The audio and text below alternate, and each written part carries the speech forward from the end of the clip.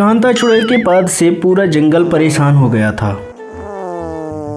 ओहो, जिधर देखो उधर इतना जोरदार बदबू मारती है कि पूरे जंगल में महक उठता है। हाँ, तुम सही कह रही हो। इतनी गंदी बदबू, इस कांता चुड़ैल को तो समझाना ही पड़ेगा। जंगल की सारी चुड़ैलें आपस में बैठकर बातें कर रही थी, क्योंकि कांता चुड़ैल के पाद की बदबू पूरे जंगल वालों को परेशान करके रखी हुई थी। हमें कुछ भी करके किसी भी तरीके से इस कांता चुड़ैल को यहाँ से हटाना पड़ेगा।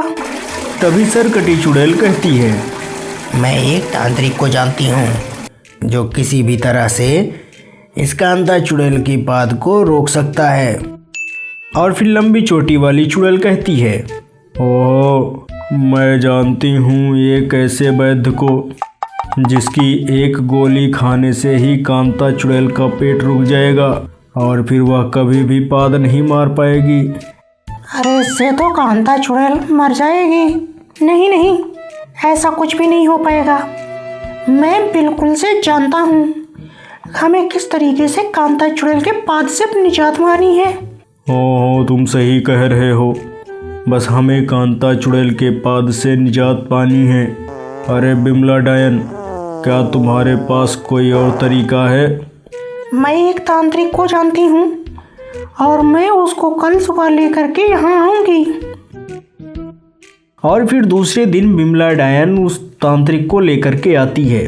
ओम ग्लीम ग्लीम स्वाहा। कौन है ये कांता चुड़ैल? उस कांता चुड़ैल के पाद को हम यूं ही चुटके बजा करके रोक देंगे। अरे क्या बात कर रहे हो? अरे तांत्रिक महाशय, तुम अगर रोक सकते हो तो रोक लो और जल्दी करो, क्योंकि अब ये टाइम हो चुका है कांता चुड़ैल के पाद मारने का। अरे तुम लोग परेशान मत हो, हम बहुत ही जल्दी किसी के भी पाद को रोक सकते हैं। और फिर वह तांत्रिक बैठ करके पूजा पाठ करने लगता है और अपने मंत्रों का उच्चारण भी करने लगता है। अरे कहाँ पर है वो चुड़ैल? जल्दी से उसको बुलाओ। और फिर वहाँ पर कांता चुड़ैल भी आ जाती है। अरे वो तांत्रिक, क्या तुम ही हो जो यहाँ पर आए हुए हो? हाँ, मैं ही हूँ और मैं तुम्हारे इस पाद को रोक सकता हूँ। अच्छा तो ठीक है तांत्रिक महाशय, लो, अगर रोक सकते हो तो रोक कर दिखाओ। और फिर कांता चुड़ैल तांत्रिक के मुंह पर पाद कर भाग जाती है। और फिर वह तांत्रिक कांता चुड़ैल की पाद बर्दाश्त नहीं कर पाता और वहीं पर ही उसकी मृत्यु हो जाती है।